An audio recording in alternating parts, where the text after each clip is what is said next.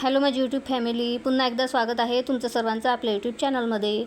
तर बघा, आजच्या ब्लाऊज स्टिचिंग पार्ट 2 व्हिडिओमध्ये बघा, आज आपण ब्लाऊजचा मागील पार्ट बघणार आहोत कसा शिवायचा ते. तर बघा, मी आता मागील पार्ट आहे ना, तर अर्ध्यातून फोल्ड करून घेतला, त्यानंतर अजून एक फोल्ड केली बघा, आणि त्यानंतर बघा दोन्ही साईडला मी अशा प्रकारे मार्किंग करून घेतलं. तर ते आपल्या टक्सचं मार्किंग आहे. तर बघा, वरच्या साईडने सुद्धा आपल्याला जसं खालतून आपण मार्किंग केलं ना, वरतून हलकं दिसत आहे, तर तेथे मी डार्क करून घेतलं आणि अशा प्रकारे मार्किंग करून तेथे बघा मी आता आपल्या ब्लाऊजचे जे टक्स आहे ना मागील, तर ते मी टक्स देऊन घेणार आहे. तर बघा, तेथे आपल्याला उंची मोजून घ्यायची आहे.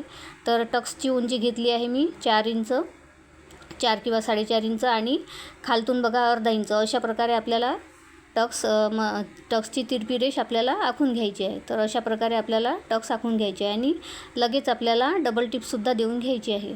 तर डबल टिप दिल्याने काय होते मैत्रिणींनो, की आपली जे टक्स आहे ना ती उसवत नाही आणि ब्लाऊजसुद्धा व्यवस्थित बसतं. तर हे बघू शकता.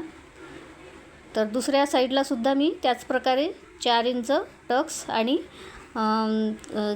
4 इंच टक्स पॉईंट आणि खालतून बघा अर्धा इंच अशा प्रकारे मी तिरकस रेषा आखून घेत आहे.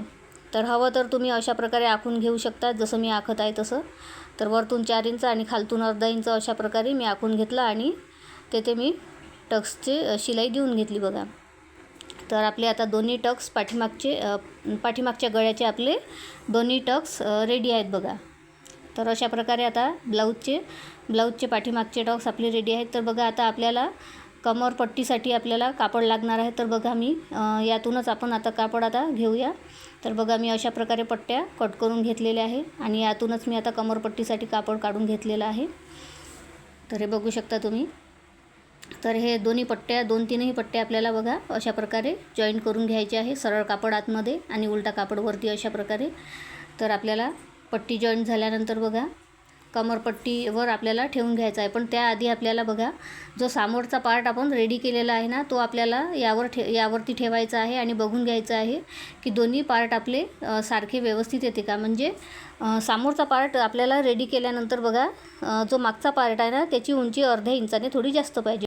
कारण मग आता आपण जेव्हा शिवणार आहोत ना, कमरपट्टी शिवणार आहोत, तर त्या शिलाईमध्ये आपलं अर्धा इंच कापड दबून जातो. तर म्हणून आपली अर्धा इंच आपलं अंतर थोडं जास्त पाहिजे. तर अशा प्रकारे. आणि जेव्हा मग आपण जेव्हा फिटिंग करू ना आपण ब्लाऊजची पूर्ण, तर तेव्हा कापड अगदी सारखा येतो. मागचा आणि पुढचा दोन्ही पार्ट आपले सारखे उंचीने येतात आणि व्यवस्थित असं आपले शिलाई म्हणजे जी ब्लाऊजची आहे ना ती फिटिंग अगदी व्यवस्थित येते. तर हे बघा, अशा प्रकारे आता आपल्याला मागची कमरपट्टी लावून घ्यायची आहे. लावून घेतलेली आहे मी.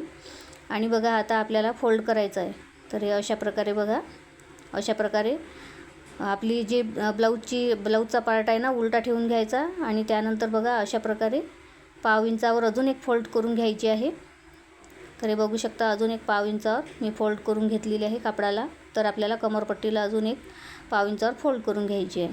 तर हे बघू शकता. त्यानंतर काय करायचं आहे की जो हा कमरपट्टीचा कापड आहे ना तो आतमध्ये दुमडून घ्यायचा उलट्या साईडने. तर ब्लाऊजचा आपला उलटा पार्ट पाहिजे. तर हे बघा, आतमध्ये आपल्याला असं दुमडून घ्यायचं आहे आणि तेथे दाबटीप देऊन घ्यायची आहे. तर कमरपट्टीवर आपण दाबटीप देऊन घेतलेली आहे. आता वरच्या साईडने सुद्धा आपल्याला शिलाई मारून घ्यायची आहे. तर वरच्या साईडने आपल्याला मोठी शिलाई मारून घ्यायची आहे, जेणेकरून जेव्हा आपण इथे तुरपाई करू ना, तर तेव्हा आपल्याला ही शिलाई आपल्याला उसवून घ्यायची आहे. तर म्हणून आपल्याला वरच्या साईडने बघा मोठी शिलाई देऊन घ्यायची आहे आणि जेव्हा आपण हात तुरपाई करू ना, तेव्हा मग ती शिलाई आपल्याला उसवून घ्यायची आहे. तर अशा प्रकारे आता हे बघा, कमरपट्टी आपली लावून झालेली आहे. तर आता आपल्याला मागच्या गळ्यासाठी आणि समोरच्या गळ्यासाठी हे बघा पायपिंग करण्यासाठी मी तिरकस पट्ट्या कट करून घेतलेल्या आहेत. तर हे बघू शकता. तर ह्या तिरकस पट्ट्या आपल्याला बघा अशा तिरकसमध्ये आपल्याला शिवून घ्यायच्या आहे, अटॅच करून घ्यायच्या आहे. तर हे बघा अशा तिरकसमध्ये कट करायच्या आणि एकावर एक ठेवून घ्यायच्या, सरळ कापड आतमध्ये आणि उलटा कापड वरती अशा प्रकारे. तर अशा प्रकारे आपल्याला तिरकसमध्ये ठेवून एकावर एक ठेवून आपल्याला त्या शिवून घ्यायच्या आहेत. तर आपल्याला बघून घ्यायचं आहे की व्यवस्थित आपल्या कट झालेले आहेत की नाही ते. आणि बघा, तिरकस आले पाहिजे अशा प्रकारे तिरकस शिवून घ्यायचे आहेत. तर खूप सुंदर, म्हणजे तिरकस पट्ट्यांची पायपिंग खूप सुंदर होते मैत्रिणींनो आणि खूप छान होते. तर बघू शकता, डबल शिलाई आपल्याला देऊन घ्यायची आहे. डबल शिलाई यासाठी की आपली जी पायपिंगची पट्टी आहे ना ती उसवली नाही पाहिजे यासाठी. तर हे बघू शकता, आपलं ब्लाऊज बिघडायला नको ना त्यासाठी. तर काय होतं की आपलं जर आपण जर फिनिशिंग सहित शिवलं नाही ना, तर आपलं जे गिऱ्हाईक आहे ना ते मग डबल पुन्हा आपल्याकडे मग येणार नाही. तर त्यामुळे आपल्याला अगदी व्यवस्थित आणि फिनिशिंग सहित आपल्याला शिलाई करून घ्यायची आहे. तर हे बघा, आता आपल्या पट्ट्या झालेल्या आहेत. तर आता आपल्याला काय करायचं आहे, उलटी साईड आतमध्ये आणि सरळ साईडवरती अशा प्रकारे ही जी पट्टी आहे ना, रुंदीच्या साईडने आपल्याला अर्ध्यामध्ये फोल्ड करून घ्यायची आहे. आणि पट्टीच्या काठावर आहे ना आपल्याला शिलाई मारून घ्यायची आहे. तर हवं तर तुम्ही बारीक शिलाई मारा किंवा जाडी शिलाई मारू शकता. तर हे बघा, आपली आता पट्टी तयार झालेली आहे. तर आता आपल्याला गळपट्टी लावून घ्यायची आहे. बघा, तर पट्टी आपल्याला सुरुवातीला अर्धा इंच फोल्ड करून आपण लावून घ्यायची आहे. तर बघा, सुरुवातीचा व्हिडिओ जरा मिस होऊन गेला माझ्या चॅनल लक्षातच आलं नाही माझ्या. तर हे बघा, अशा प्रकारे आपल्याला थोडं अंतर घेऊन, आपल्याला पाव इंच अंतर घेऊन बघा ही पट्टी आपल्याला अटॅच करून घ्यायची आहे गळ्याला आणि मागच्या गळ्याला आणि समोरच्या गळ्याला. तर अशा प्रकारे मी आता पायपिंग पट्टी मागच्या गळ्याला आणि समोरच्या गळ्याला जॉईंट करून घेते. आणि बघा, जॉईंट करताना कुठे एक्स्ट्राचा कापड असला ना तर तो कट करून घ्यायचा. आणि बघा, आपण जॉईंट करताना बघा, म्हणजे समोरचा पार्ट आणि मागचा पार्ट आपण अटॅच करतो, तो जो शिलाईचा कापड आहे ना, तो कापड आपल्याला बघा मागच्या पार्टच्या साईडने आपल्याला दुमडून घ्यायचा आहे तो कापड. तर त्यामुळे काय होईल की समोर जो गळा आहे ना तो समोर उतरणार नाही. तर अशा प्रकारे आपल्याला आता पूर्ण पायपिंग पट्टी लावून घ्यायची आहे. तर बघा, पूर्ण पायपिंग पट्टी लावून झाल्यानंतर एंडवर आपल्याला अर्धा इंच पट्टी समोर ठेवून आपल्याला कट करून घ्यायची आहे, जी एक्स्ट्रा पट्टी आहे ती. आणि अर्धा इंच पट्टी आतमध्ये फोल्ड करून बघा अशा प्रकारे आपल्याला तेथे टिप मारून घ्यायची आहे. तर समोरच्या मागच्या गळ्याच्या शिलाईवर बघा आपल्याला असे छोटे छोटे कट मारून घ्यायचे आहे बघा कापडावर. तर फक्त कट मारताना आपली जे कट आहे ना ते शिलाईवर येणार नाही याची काळजी घेत आपल्याला कट मारून घ्यायचे आहे. त्यानंतर बघा, ही पट्टी आपल्याला आतमध्ये अशी दुमडून घ्यायची आहे. थोडा कापड वरती ठेवून बघा अशा प्रकारे आपल्याला पायपिंग तिथे करून घ्यायची आहे. तर तिथे आपल्याला टिप मारून घ्यायची आहे. आणि सुरुवातीला आपल्याला लॉकची टिप देऊन घ्यायची आहे, जेणेकरून आपली जी पायपिंग आहे ना ती उसवणार नाही. तर हे बघा अशा प्रकारे. आणि थोडा कापड आपला वरती घेऊन हे बघा थोडासा कापड वरती घ्यायचा आणि बाकी पट्टी आतमध्ये. तर पट्टीचा थोडासा कापड वरती आणि बाकी पट्टी आतमध्ये अशा प्रकारे आपल्याला तिथे टिप मारून घ्यायची आहे, म्हणजे दाब टिप आपल्याला मारून घ्यायची आहे. तर तिथे आपली जी पायपिंगची टिप आहे ना ती मारून घ्यायची आहे.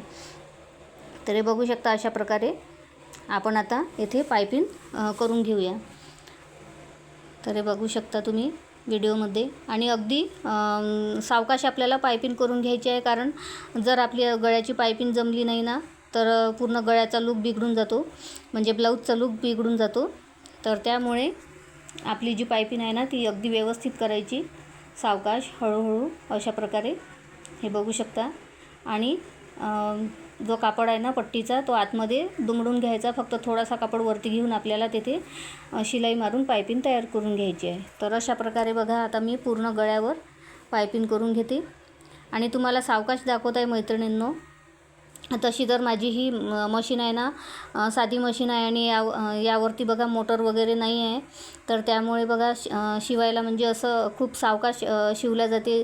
जे मोटरवर शिवतात ना त्यांचं ते म्हणजे त्यांचं नैसर्गिकच ते शिवणं आहे ना फास्ट असतं. तर ही माझी साधी मशीन आहे, यावरती बघा पुन्हा मी मोटरसुद्धा लावलेली नाही आहे, त्यामुळे थोडं शिवायला पण वेळ जातो, म्हणजे अगदी सावकाश शिवणं आहे. आणि त्यामुळे मला जो व्हिडिओ आहे ना थोडा फास्ट करावा लागतो, म्हणजे तुम्हाला दाखवण्यासाठी. तर तरी पण बघा मी थोडा सावकाशच केलेला आहे, तुम्हाला समजेल असं व्यवस्थित मी तुम्हाला दाखवत आहे. तर हे बघू शकता अशा प्रकारे आपल्याला पायपिंगची पट्टी आतमध्ये टाकून बघा थोडासा कापड वरती घेऊन आपल्याला अशा प्रकारे शिलाई मारून घ्यायची आहे. तर बघा तुम्हाला अगदी सावकाश मी दाखवत आहे.